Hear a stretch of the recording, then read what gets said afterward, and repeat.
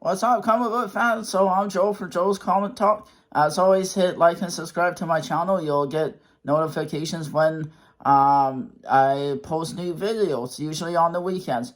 I've been a long time comic book collector. I've been collecting for a long time, and now I have a platform to talk comics. So for Joe's Comic Talk, I'm going to showcase some new comics that I got in the last little while. I'm excited to show you guys, and I can't wait to showcase what I got. So first up is Superman Action Comics 1047. So Superman is back from the war world, and he's back on Earth. So now he's finding out what's happened because he's been so long gone. So the War Wars storyline started in 1,000 issues, so it went around for a long time.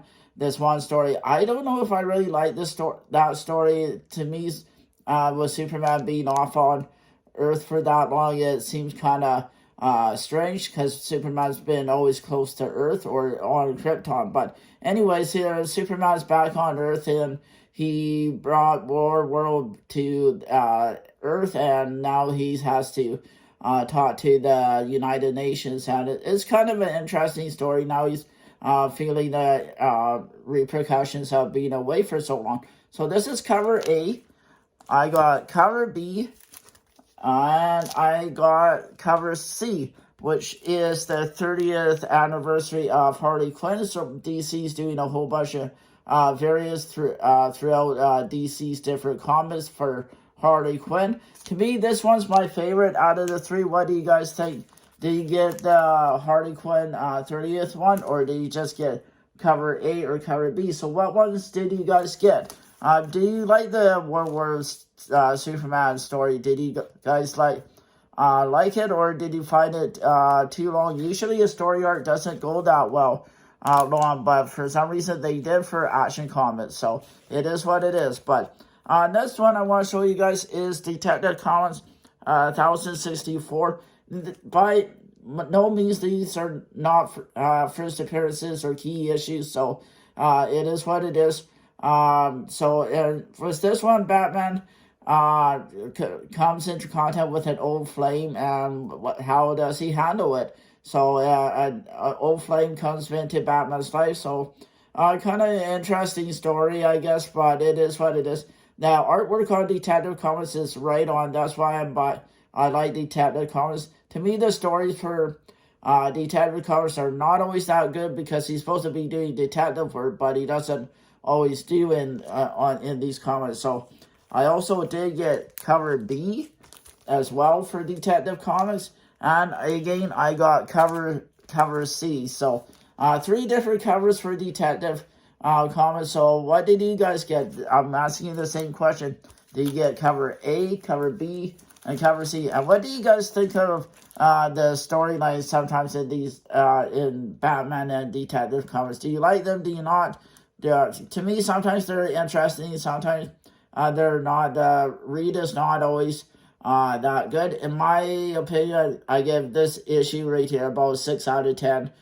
Because it's not the most entertaining story right now for me in Detective, because I always like the stories where Batman's in the streets fighting the bad guys and the robbers. To me, that's what makes Batman, but I don't know about you guys. So next up is Miles Morales. It's his 42nd issue, so Miles is in issue number 42, so 42 months ago, Miles Morales came on the scene. So this is cover A.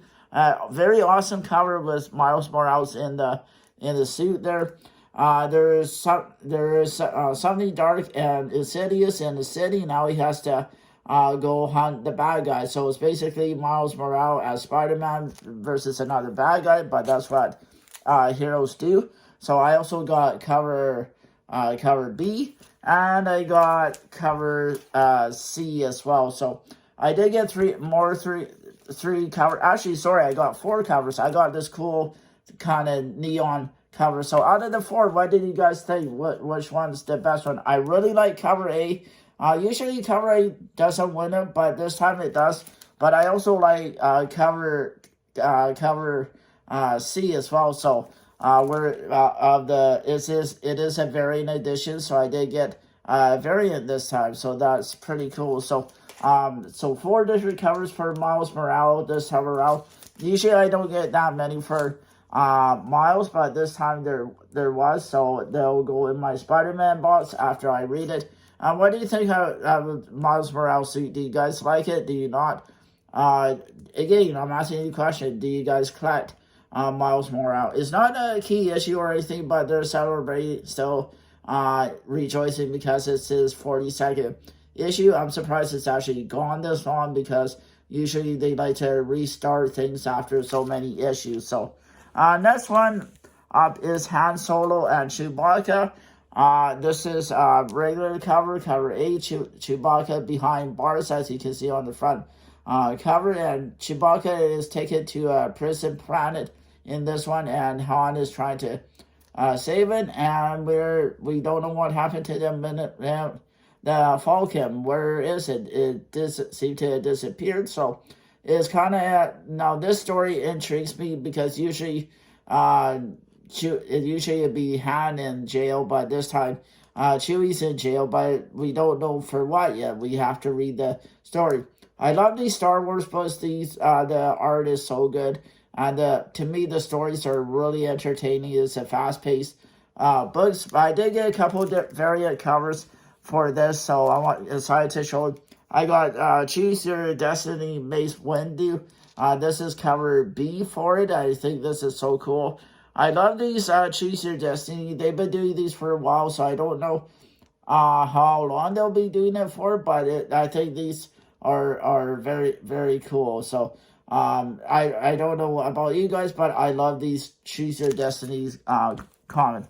And then again, I also got Han Solo and Chewbacca variant edition with them on the Falcon in the corridor there. So I do like that Falcon. I think it's a cool ship. What do you guys think? And this cover right here, this is probably my favorite next to this one. I don't really like cover A just because it has Chewie behind bars. To me, that just seems wrong, but I guess they want to make the story interesting. So what out of these two, what do you guys like, cover B or this one? It's kind of hard to tell, but I think this one wins it, but this one is a pretty cool one as well. I do have a few others, Choose Your Destiny ones, and some of them have first appearances on them, so I don't know how much longer Han Solo will run for. I mean, it could still go quite a high number, but I guess we'll have to wait and see. So I also got the Amazing Spider-Man issue number 10, whereas Peter's on the ground, and he's back in his regular suit. As you guys can see, he's back to being Spider-Man, and he's surprised to see Gwen, and I'm actually am too, because she was supposed to die a long time ago. So this is regular cover. This is new that came out. I don't necessarily like every issue in this book. I don't in this series so far. The stories haven't been all that interesting to me. The only really one that I really like so far is issue number 6, where he fought the Vulture. To me, when there's more fighting and less talking, I think that what makes a great comic book, and it makes it for faster pace. So, and then I did get a variant edition for Amazing Spider-Man number 10, where it says Beyond a Matt Making. So, to me, this is not the best variant out there. But this is the only one my comic book shop has. So, to me, this cover wins it out of the two. What do you guys think? Do you guys get this one, or did you just get cover A? And when you read comics, do you read just cover A, or do you read the variants? I read cover A because I try and keep the variants the best shape possible. But I always put the cover A back in the bag and board. So what do you guys do? You read cover A? Do you read cover B? Or does it not matter to you? To me, it doesn't really matter. But people say to read cover A, so it is what it is. And then last 3 comic books, which is the same, but it is 3 different covers. I did get X-Men number 15. Don't really care for this cover. I don't like how the bad guy has Cyclops there, but obviously something happened, so it is what it is. It's in pretty good condition, this comic. I mean, all your new comics should be coming in as a 9/8.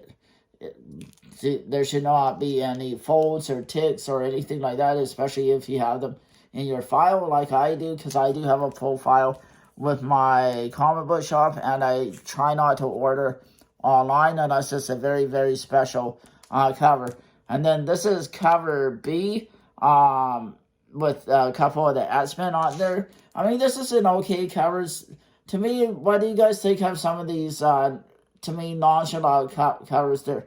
I really don't like all these variant covers that are out there. To me, some of them are just silly. I mean, again, this is all right, but it's not the best cover. To me, the best cover, I think, out of the 3 is, I like these Marvel Masterpiece playing cards. This one's Forge. He was a long-time X-Men as well. But he was not my favorite X-Men, but he was still pretty cool. He was, again, not my favorite X-Men character. So who is your favorite X-Men character? Do you like Wolverine? Do you like Cyclops? Do you like Jean Grey as the Finger? So 3 different covers. I got cover A, and I got cover B, and I got cover C as it's called. So there you have it. That's what I got for this last week. So pretty cool stuff. It was a big haul. So what do you guys collect for comic books? Do you guys collect action comics, or do you just collect Superman? I mean, I do collect action comics. I also collect DC. I collect Detective Comics, and I collect Batman comics. Those are my 3 major DC comics that I collect. I don't really collect a lot of DC comics. I do collect mostly Marvel stuff for new comics, especially Star Wars, Spider-Man. So I don't know about you guys, but I do like collecting Marvel. But I do love this 30th anniversary of Harley Quinn. I think these are such awesome covers. So what do you guys think? Do you like these covers? Do you not? Or do you just like the regular covers? So yes, I mean, for certain issues, they do make a lot of different covers, and I don't understand why, because the covers are not always that great. So that comes into my comment tip. You don't have to collect every title or every cover that there is. I used to be that way, but not anymore. I only go with A and B. Sometimes I get C with it, but you don't always have to get each and every cover, because it does add up, especially if you're on a budget like I am, because I do try and get my back issues as well, because if you're spending all your money on new comics, you won't have money to get your back issues, and so I try and try and buy every cover out there, because I don't feel I need to. I know there's lots of collectors who feel the need to get every cover, but it's like, when do you say enough's enough? To me, I just like getting a couple of covers to put in my boxes, because eventually you will run it out of room and out of space. People only have so much room, and you know what? It does take up a lot of space. So my comment tip is, try only get to a couple of covers. I know some covers will be worth more in the future, but for me, getting A, B, and C is good enough. I usually don't get the 125 for the 150s, because that really does add up as well. So if you're on the budget like I am, you can only do so much. So since it's Saturday, October 1st, next weekend I will be doing some new, there won't be really vintage, but I'm going to be doing some Halloween type themes, starting with some Archie comics. And for a few weekends in October, I'll be showcasing some scary Halloween comics and covers, because it is that month now. So and then on Halloween weekend, I'll have trying to pick out some cool haunted ghost comics out there, and we'll just have fun talking about Halloween and ghostly comics. So yeah, for the next couple weekends, for Saturdays, I will be doing comics with Halloween themes on it. So everybody have a good week, and no YouTube video on Sunday, but I'll see you guys next Saturday for the start of Halloween comics. Thanks, everybody. Have a great week.